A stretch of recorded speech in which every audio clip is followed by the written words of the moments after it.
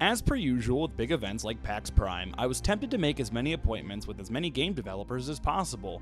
Not just try the games, but to meet the developers in a context that doesn't involve 140 characters or less, like on Twitter.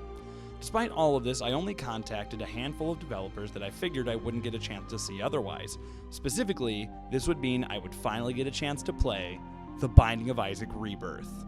Now, for those of you who might have been trapped in a basement for the past year and a half, Rebirth is not just a re-release of the popular Zelda-influenced roguelike. No, it is a completely new experience, almost comparable to the Spelunky HD release, but it goes way beyond that. Rebirth would introduce a completely new pixel-based art style, with every enemy and environment lovingly recreated with subtle lighting and particle effects, and of course, pixels. The amount of items has been tripled, and existing items have been fixed, as a lot of the problems in the original Isaac were unknown until people like me put well over 500 hours into the game. Rebirth is being produced and published by Nicalis, who are best known for their work on games like Cave Story, Night Sky, and most recently, 1001 Spikes.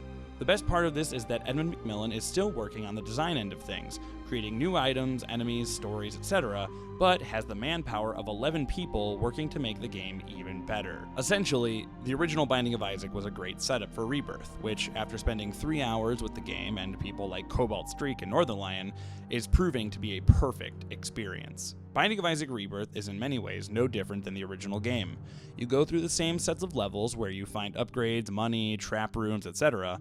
The first big obvious difference comes from the visuals. Gone are Edmund's patented thick-lined flash art, and now we have pixel art, reminiscent to that of a Game Boy Advance game. Unlike the GBA though, Rebirth has some gorgeous lighting and particle effects. For people who do, for whatever reason, hate the pixel art, a fake flash filter is available which eliminates the crisp pixel art and gives a thick black line over everything. Not really sure why anyone would want that, but it's there. There are also a lot of new enemies that really add some challenge, but I'm not really allowed to talk about them, but believe me, some of them are horrifying and take a lot of skill to take down.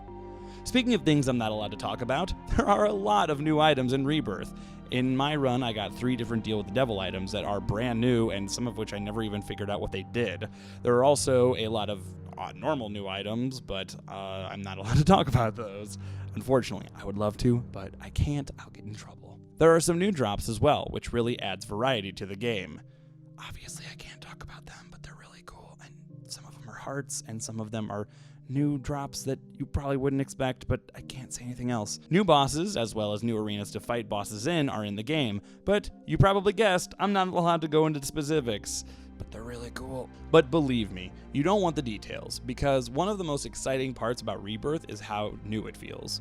Also, big rooms are amazing! Though I have played so much of the original Isaac, I still felt like I was playing for the first time. Of course, I had an advantage in understanding the mechanics and enemies that carried over. Hell, I even beat the demo on my first try, as did Mathis Games. But Northern Lion didn't, because, he's scum. But it was still a struggle that I had yet to experience in Isaac for a long time. There seemed to be a lot of new secrets as well, that would eventually lead to a different endgame, though, as you might have guessed, I never got details. There are a handful of new characters, as well as the unlockable characters from the previous game. I only played as Isaac, but without the D6, he's kind of a boring character. The one other big thing I wanted to mention from my time with the game was the multiplayer. Announced a few months ago on the Isaac blog, it was said that the second player would take control of a floating baby that would share the same types of shots as the main character, but would only have one heart, which was taken from player 1. What I learned during my hands-on time with the game was that the babies add an insane amount of diversity and meta. With over 100 babies that can be randomly chosen, each has their own unique traits and can drastically change the game. As I mentioned, they mirror the same tiers that player 1 is using, so if the player is using brimstone or lasers, the baby also fires them, which can cause quite a bit of destruction. Multiplayer is also pretty forgiving in the fact that player 2 can drop in or drop out at any time, and even if the second player dies, the main character gets his heart back, and the partner can try again with a different baby. Another small touch that makes a big difference is the way the map works on the PS4 and the Vita, the touchpad and the touchscreen, respectively. The player can enlarge the map, add transparency, and zoom as needed. You also get a timer that can be utilized for speedruns. I got to play Rebirth on the 3 platforms it was going to be released on. The PS4 and the PC experience were exactly the same, 60 frames per second, lighting and particle effects, and never dropping a single frame, though the PS4 does have the customizable map, which is really nice. The Vita version was impressive in the fact that it too ran at 60 frames per second and had customizable maps, though its visuals weren't as spectacular, but you really couldn't tell much of a difference unless you really looked hard. I didn't get a release date besides before December 31st, 2014, but was told the actual date would be announced very soon.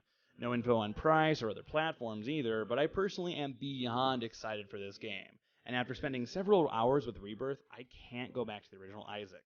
It just doesn't compare. I hope you guys enjoyed this video. It will likely be the last one in my PAX Prime coverage. PAX was amazing this year, and seriously, playing Binding of Isaac Rebirth with a bunch of my friends in a hotel room was one of the best experiences I've ever had as a YouTuber, as a gamer, quote unquote. It was seriously so much fun, and the game is phenomenal. I'm a hardcore Isaac fan, as a lot of you know. I have a 100-part series on my channel, and I've played way more of that game than most people probably have. And this new Isaac game is the true experience, and it's so good. I will probably spend more time with Rebirth than I ever did with the original, and I cannot wait till you guys get to play the game for yourself, and I cannot wait to actually share my own gameplay footage with you. This gameplay was taken from the Twitch live stream with Man vs. Game and the developer Tyrone Rodriguez, who you should definitely follow on Twitter. He is giving all the information about PAX, or about Isaac. This is all the unscripted part, by the way. I hope you guys enjoyed this video, though. I wanted to do something for Isaac Rebirth because I did get to spend a lot more time with it than almost anyone else has. So I figured I'd do something. And I was so limited in what I was allowed to talk about, but hopefully you found this video informative and interesting, and hopefully you're as excited as I am, if not more excited than you were before. So I'm Panda Gamer. Be sure to like the video, comment down below your thoughts on Rebirth, and that's really it. Thanks for watching, guys. Thanks again to Tyrone for letting me play the game, and thanks to you guys for watching. See you all in the next video. Bye-bye.